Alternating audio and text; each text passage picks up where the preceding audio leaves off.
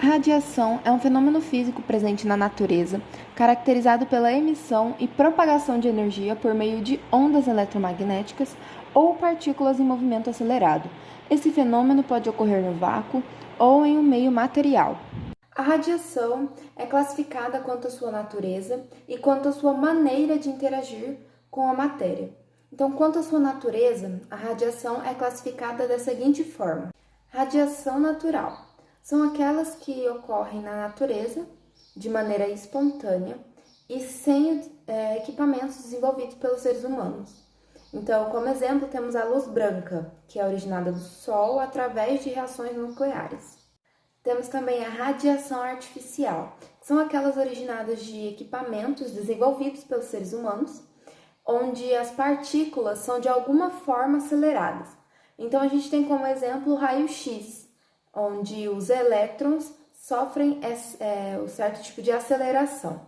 E por último, temos a radiação nuclear, que são originadas no interior nuclear de átomos instáveis.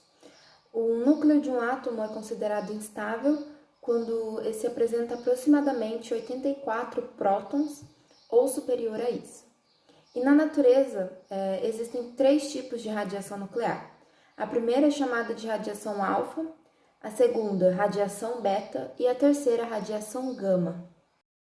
Radiação ionizante é a radiação que, ao entrar em contato com um átomo qualquer, provoca a saída de elétrons da eletrosfera. Nesse caso, o átomo original se torna deficiente de elétrons.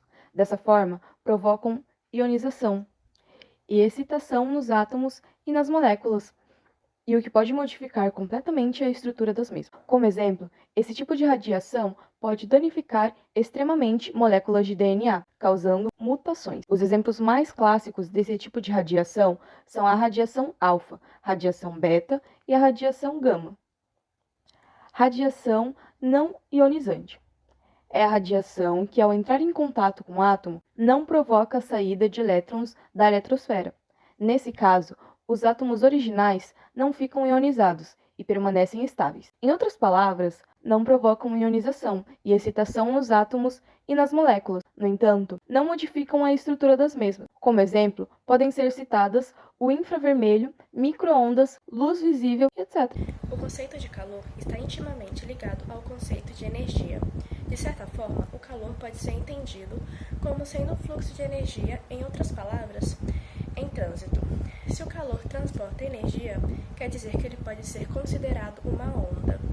Uma onda é um tipo específico de movimento formado por um pulso ou sucessivos pulsos que transporta apenas energia e podem se propagar no vácuo ou em meios materiais. No caso do calor, essa energia é transportada na forma de onda eletromagnética na frequência do infravermelho.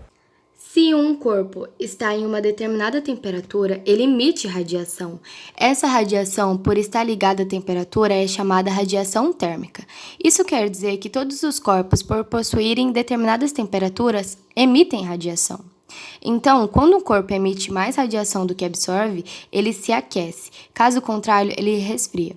A radiação térmica é uma radiação natural e não ionizante. Isso quer dizer que ela interage com a matéria sem causar nenhuma alteração em sua estrutura. Todo corpo acima de 0 Kelvin emite radiação térmica, e ao mesmo tempo que um corpo pode emitir calor, ele pode absorver calor. Mas se esse corpo absorve mais do que emite, então a temperatura desse corpo vai aumentar. Para calcular a potência emitida, se usa a seguinte fórmula. A potência emitida é igual à emissividade vezes a constante de Stefan vezes a área vezes a temperatura elevada à quarta potência. Para a área deve ser usada a unidade metro quadrado, para a temperatura Kelvin e watt para a potência emitida, sendo a constante de Stefan-Bolt o valor de 5,67 vezes 10 à oitava watts por metro quadrado, Kelvin à quarta. Para o cálculo da potência absorvida, a fórmula é a mesma, porém no lugar da letra E de emitividade, vai ser colocada a letra A de absortividade.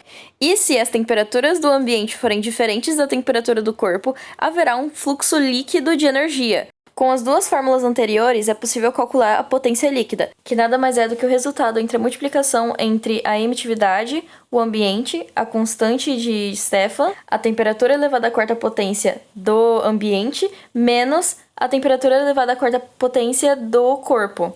Se o resultado da potência for positiva, quer dizer que o ambiente está emitindo mais calor do que o corpo. Se for negativa, o corpo é que está emitindo mais calor do que o ambiente. A lei de Stefan também pode ser expressada da seguinte forma: I é igual a E ou T elevado a 4, onde I é a intensidade total da radiação térmica emitida pelo corpo, ou seja, a quantidade total de energia emitida pela unidade de tempo e por unidade de área da superfície externa do corpo. De acordo com a teoria eletromagnética clássica, a radiação térmica é emitida por cargas elétricas do corpo, oscilando em várias frequências perto da superfície devido à agitação térmica. Assim, a radiação é emitida pela faixa contínua de frequências, ou seja, em um aspecto contínuo. Segundo a física clássica, ao incidir radiação térmica em um corpo, as cargas elétricas próprias da superfície do corpo se agitam, de modo que parte da energia incidente do corpo é absorvida por ele. Em 1859, o Gustav percebeu que o poder de absorção do corpo é igual ao poder de emissão, matematicamente. A é igual a E, que é a fórmula. Portanto, um corpo bom, analogamente, um mau absorvedor é também um mau emissor.